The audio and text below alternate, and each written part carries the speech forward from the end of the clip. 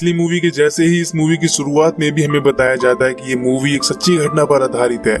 Australia में हर साल लगभग 30,000 लोगों की मिसिंग रिपोर्ट आती है, जिसमें से लगभग 90% लोग तो एक महीने के अंदर ही ढूंढ लिए जाते हैं, लेकिन बाकी 10% लोगों के बारे में कुछ भी पता नहीं चल पाता।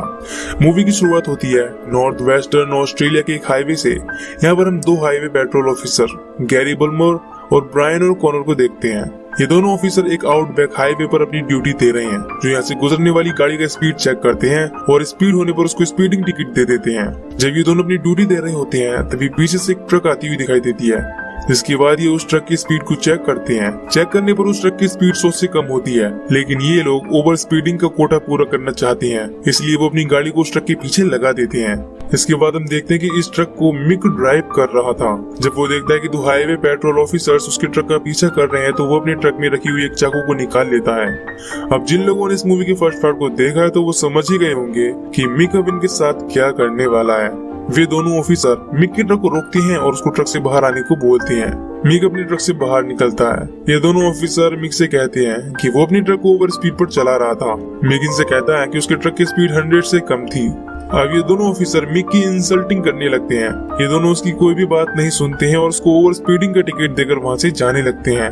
इसके बाद हम देखते हैं कि मिक अपने इंसल्ट का बदला लेने के लिए अपनी ट्रक से स्नाइपर गन को लेता है। अब इधर हम देखते हैं कि ये दोनों ऑफिसर बहुत खुश हो रहे हैं, क्योंकि इन्होंने बिना किसी वजह के मिक को स्पीडिंग टिकट दे दी है। लेकिन तभी हम देखते हैं कि पीछे से एक गोली आती है और जो ऑफिसर गाड़ी चला रहा होता है, गोली लगने से उसकी खोपड़ी फट जाती है और इनकी गाड़ी क्रैश हो जाती है और पलटती हुई सड़क से नीचे आ जाती है।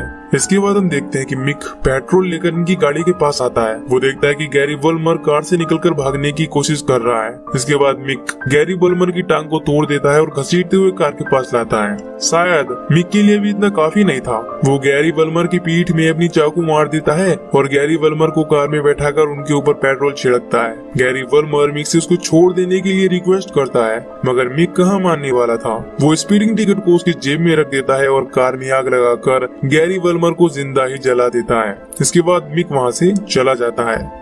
अगले सीन में हम देखते हैं एक यंग जर्मन कपल को, जिनका नाम रटगर और कटारीना है, जो ऑस्ट्रेलिया में बैकपैकिंग कर रहे हैं। अब रास्ते में किसी कार में लिफ्ट ना मिलने की वजह से ये दोनों पैदल ही जा रहे हैं। तभी ये दोनों उनकी तरफ आते हुए कार को देखते हैं। रटगर उससे हेल्प मांगने के लिए दौड़ता हुआ जाता है, जिसके बाद वो कार कुछ दूर पर जाकर रुक जाती है और यहाँ पर हम देखते हैं कि यह कार मिक की है।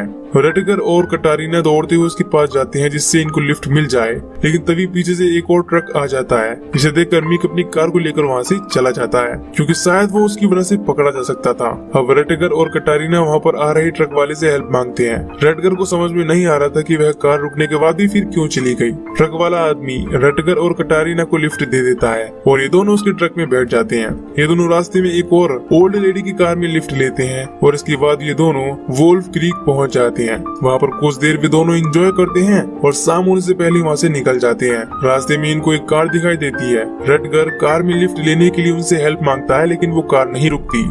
अब कार में इनको लिफ्ट न मिलने के कारण वे दोनों पैदल ही चलने लगते हैं। जब पैदल चलते चलते रात होने को आती है तो वो दोनों वहीं पर कैंप लगाकर आराम करने लगते हैं और अपनी नाइट को वहीं पर स्पेंड करने की सोचते हैं। लेकिन तभी मिक अपनी कार को लेकर यहाँ से गुजर रहा होता है, तो उसे रटगर और कटारीना के कैंप में से निकलती हुई लाइट दिखती है। इसके बाद उनके कैंप के पास आता है। बाहर देखने के लिए रटगर भी अपने कैंप से निकल कर आता है। मिक रटगर से कहता है कि एक नेशनल पार्क है और यहाँ पर कैंप लगाना मना है। मिक ये भी कहता है कि अगर वो यहाँ पकड़े गए तो उन पर चार्ज भी लगाया जा सकता है। इसके बाद मिक रटगर को टाउन तक लिफ्ट देने के लिए कहता है, लेकिन रटगर मिक से कहता है कि वो यहाँ पर कोई भी गलत काम नहीं कर रहे हैं और वो अपनी रात यहीं पर कैंप में गुजार लेंगे। जिस पर मिक को गुस्सा आ जाता है और रटगर को पकड़कर उसकी पीठ में चाकू मार देता है। ये देखकर कटारीना रोती रोती रटगर के पास जाती है। अब मिक कटारीना को पकड़ लेता है और उसके साथ रेप करने की कोशिश करता है, लेकिन तभी रटगर पीछे से आकर मिक के ऊपर अटैक करता है। रटगर की हालत पहले से ही खराब हो गई है। इसके बाद मिक उसे बहुत मारता है और अपने चाकू से रटगर की गर्दन को रेतने लगता है और उसकी गर्दन को धड़ से अलग कर देता है। इतने खतरनाक मंजर को देखकर कटारीना अंदर से पूरी तरह हिल जाती है और बहुत घबरा जाती है। मिक रटगर के गर्दन को काटने के बाद कटारीना को पकड़कर बेहोश कर देता है। इसके अगले सीन में दिखाया जाता है कि जब कटारीना को होश आता है तो वो देखती है कि मिक रटगर के बॉडी पार्ट्स को कुत्तों को खिलाने के लिए अपने चाकू से छोटे छोटे टुकड़ों में काट रहा है। इसे देखकर कटारीना तो बहुत डर जाती है और वहाँ से भाग जाती है, लेकिन मिक को भी उसके बारे में पता चल जाता है। इसके बाद वो अपनी कार से उसको पीछा करने लगता है, लेकिन कटारीना बहुत कोशिश के बाद उसे चकमा देकर भागने में कामयाब हो जाती है। इसके बाद हम एक इंग्लिश टूरिस्ट पॉल हैमरस्मिथ को हाईवे पर कार ड्राइव करते हुए देखते हैं। तभी अचानक से कटारीना उसकी कार के सामने आ जाती है, जिससे पॉल अपनी कार की ब्रेक लगाता है और कटारीना के पास आता है। कटारीना पॉल से हेल्प मांगती है। पॉल कटारीना की हालत को देखकर उसे अपनी कार में बैठा लेता है। कटारीना अभी भी बहुत डरी हुई थी। पॉल कटारीना के हाथ में बंधी हुई रस्सी को काट देता है, लेकिन तभी कटारीना को ढूंढता हुआ मिक अपने ट्रक में वहाँ पर आ जाता है। कटारीना पॉल को जल्दी से कार को स्टार्ट करने के लिए बोलती है। अब पॉल अपनी कार को स्टार्ट करके वहाँ से भागने लगता है। पॉल को अभी ये समझ नहीं आ रहा है कि उसके साथ हो क्या रहा है। तभी इनका पीछा करता हुआ मिक पीछे से पॉल की कार को टक्कर मारता है, लेकिन पॉल अपनी कार को संभाल लेता है। मिक अपनी कार को पॉल की कार के बराबरी में लाता है और उनको चाकू दिखाता है, जिसमें अभी भी खून लगा हुआ था। कटारीना इसे देखकर अब और भी ज्यादा चिल्लाने लगती है। अब पॉल अपनी कार की स्पीड को और बढ़ा देता है। मिक भी इनका पीछे छोड़ने वाला नहीं था। वो एक बार फिर से अपनी कार को पॉल की कार की बराबरी में लाता है। इस बार पॉल उसकी कार को टक्कर मार देता है, जिससे उसकी कार जाकर टकरा जाती है और पॉल भी कुछ दूरी पर अपनी कार को रोक लेता है। इसके बाद हम देखते हैं कि मिक अपनी स्नाइपर गन के साथ गाड़ी से बाहर आता है और पॉल को शूट करता है, लेकिन पॉल तेजी से नीचे झुक जाता है, जिससे वो खुद को तो बचा लेता है, लेकिन कटारीना खुद को नहीं बचा पाती और वो गोली उसकी खोपड़ी को फाड़ती हुई बाहर निकल जाती है। पॉल ये देखकर बहुत घबरा जाता है।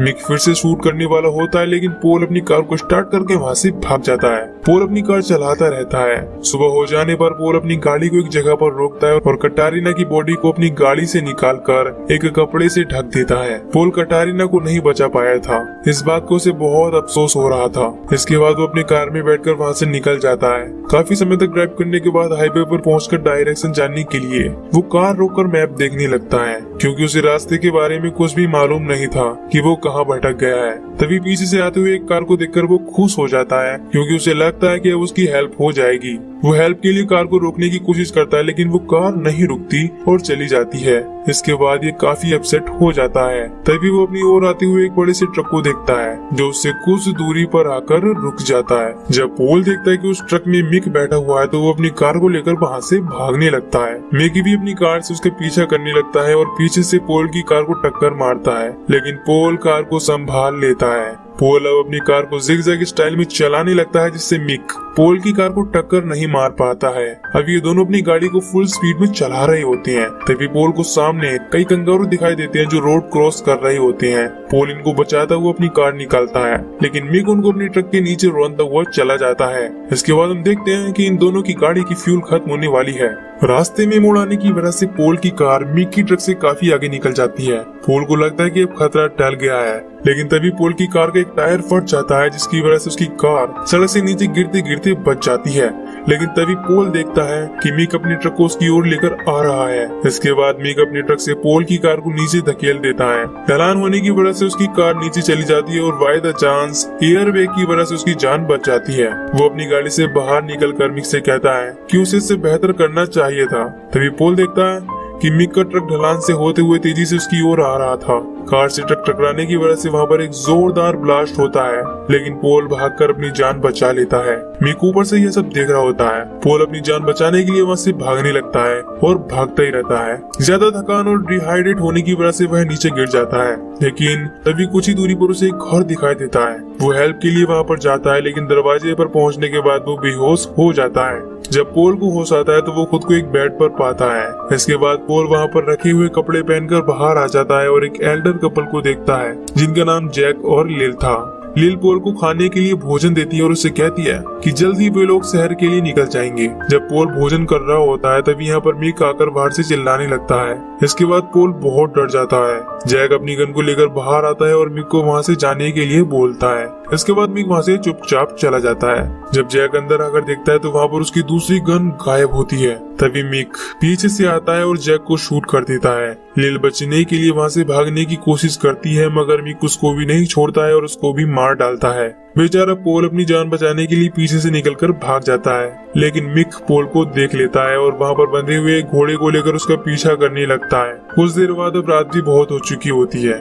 अब पोल झाड़ियों में छुप जाता है, लेकिन मिक वहाँ से भी पोल को ढूंढ लेता है और दौड़ाकर पकड़ लेता है और पोल को बहुत मारता है, जिससे पोल बेहोश हो जाता है। अब अगले सीन में हम देखते हैं कि पोल को जब होश आता है तो वो खुद को एक चेयर में बंधा हुआ पाता है। पोल को वहाँ पर बहुत सारे टूल्स दिखाई देते हैं, जिसे देखकर वो काफी घबरा जाता है। इसके बाद मिक वहाँ पर आता है और उसे आउटबैक का पहला रूल बताता है, जो है किसी के लिए भी कार नहीं रोकना। पोल को इसके बारे में जानकारी नहीं थी, इसीलिए उसने कैटरीना की हेल्प करने के लिए अपनी कार रोकी होती है, जिसके कारण उसने आउटबैक के फर्स्ट रूल को तोड़ा होता है और मिक पोल को इसी गलती की सजा दे रहा था।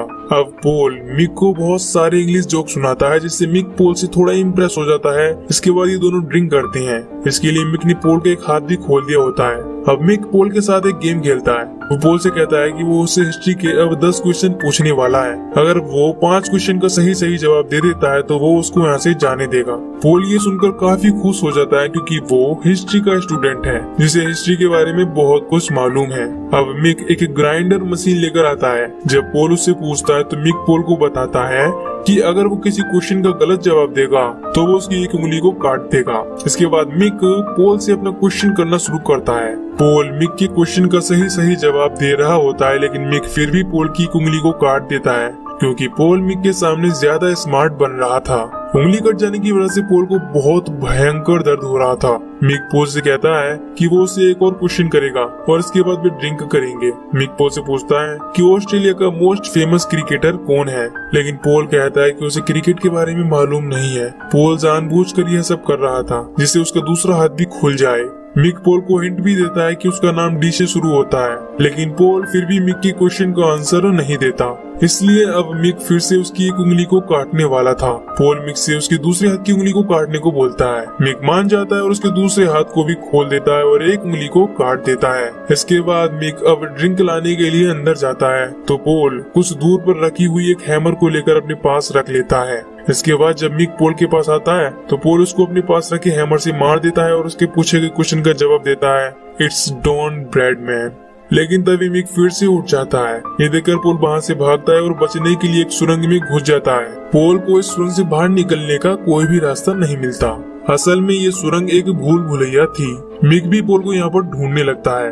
पोल जैसे जैसे अंदर बढ़ता है तो अंदर उसे ढेर सारी लाशें दिखाई देती हैं। ये सभी लाशें उन टूरिस्ट की थीं जिनको मिक ने टॉर्चर करके मार दिया था। यहाँ पर पीछे से एक लड़की उठकर पोल का हाथ पकड़ लेती है और उससे हेल्प मांगती है। पोल ये देखकर बहुत डर जाता है और वहाँ से भाग जाता है। जब पोल आगे जाता है तो उसे एक और एग्जिट गेट दिखता है। वो उस एग्जिट गेट की ओर जाने लगता है, लेकिन तभी वहाँ पर 2 कुत्ते आ जाती हैं, जिसमें से एक कुत्ता मिक के बनाए हुए ट्रैप में फंसकर मर जाता है। इसके बाद जब पोल अपने आसपास देखता है तो यह पाता है कि मिक ने चारों ओर ट्रैप लगाया हुआ है। जब मिक आगे जाने वाला होता है तभी उसे पीछे से किसी के आने का आभास होता है। उसे लगता है कि मिक आ रहा है। वह उसको मारने के लिए वहीं पर छुप जाता है। मिक उसको वहाँ पर बने एक ट्रैप में धक्का देकर मार देता है। तभी वो देखता है कि ये वही लड़की थी जो कुछ देर पहले उससे हेल्प मांग रही थी।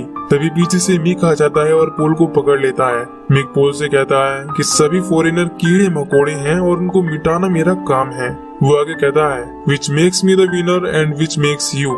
इसके बाद मिक पोल को बेहोश कर देता है। इसके अगले सीन में हमें दिखाया जाता है कि जब पोल को होश आता है तो वो खुद को एक स्मॉल टाउन में फुटपाथ पर पड़ा हुआ पाता है। साथ ही उसकी पूरी बॉडी पर बहुत सारे गहरे जख्म भी थे। पोल को अपने हाथ में एक हैंड रिटन नोट भी मिलता है, जिसमें लिखा होता है, लूजर। इससे पता चलता है कि मिक बाकी सभी फॉरेनर्स को लूजर मानता है। तभी वहाँ पर 2 पुलिस वाले आते हैं और उसे पकड़कर ले जाते हैं। इसके बाद इस मूवी के आखिर में हमें बताया जाता है कि पोल के द्वारा मिक के बारे में सब कुछ बताने के बावजूद भी पुलिस ने पोल को ही वोल्फ क्रीक में होने वाली अनसॉल्व्ड मर्डर्स का सस्पेक्ट बना लिया।